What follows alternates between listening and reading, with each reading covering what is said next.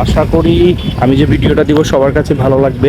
চলে আসবেন, আমি ডিটেলস আপনাদেরকে বলবো কিভাবে আসবেন, সিঙ্গেল আসলে খরচ কীরকম, ফ্যামিলি আসলে খরচ কীরকম, ডিটেলস আলোচনা করব। ততক্ষণ পর্যন্ত সাথেই থাকুন।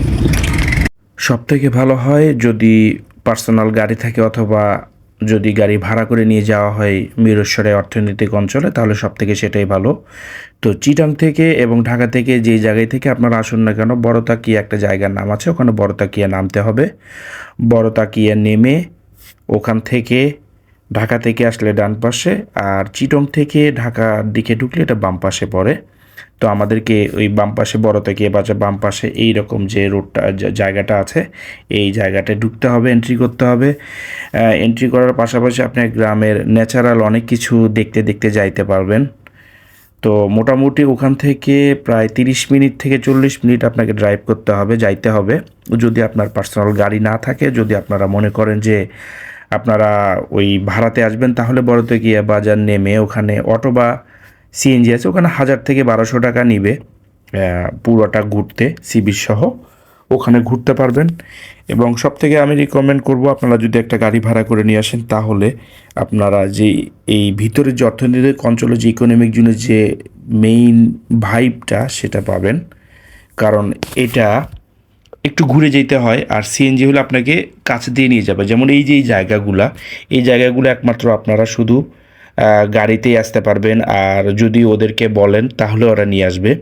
এই জায়গাগুলো দেখলে আপনার মন ভরে যাবে, তখন মনে হবে যে এটা আসলে বাংলাদেশ কি না, এটা আসলে মনে হয় অন্য দেশ। তো এই জিনিসগুলো আসলে দেখার জন্য আমাদের মূলত আসা। এক পাশে সাগর, এক পাশে অর্থনৈতিক অঞ্চল। হয়তো একটা সময় এই সৌন্দর্যগুলো থাকবে না, অনেক কলকারখানা, অনেক ইন্ডাস্ট্রি হয়ে যাবে। তবে আমি রিকমেন্ড করব এই সময়টা, এই সুযোগটা আপনারা কাজে লাগাবেন, দেখতে আসবেন। আসলে খুবই সুন্দর, খুবই অমায়িক জায়গা, এবং খুবই মানে একটা মনে রাখার মতো জায়গা। চেষ্টা করবেন বিকেলবেলার মধ্যে আসতে, তাহলে এই বিকেলবেলার সৌন্দর্যটা আপনারা ভোগ করতে পারবেন।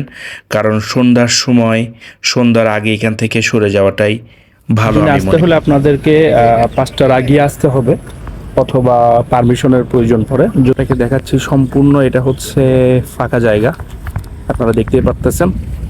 এটা সম্পূর্ণ ফাঁকা জায়গা, যার কারণে এটা হচ্ছে একটু রিস্কি হয়ে যায়। যদি বন্ধুবান্ধব অথবা ফ্যামিলি নিয়ে আসেন, তাহলে চেষ্টা করবেন যে সন্ধ্যার আগে এখান থেকে মুভ হয়ে যাইতে, তা না হলে প্রবলেম হয়ে যায়।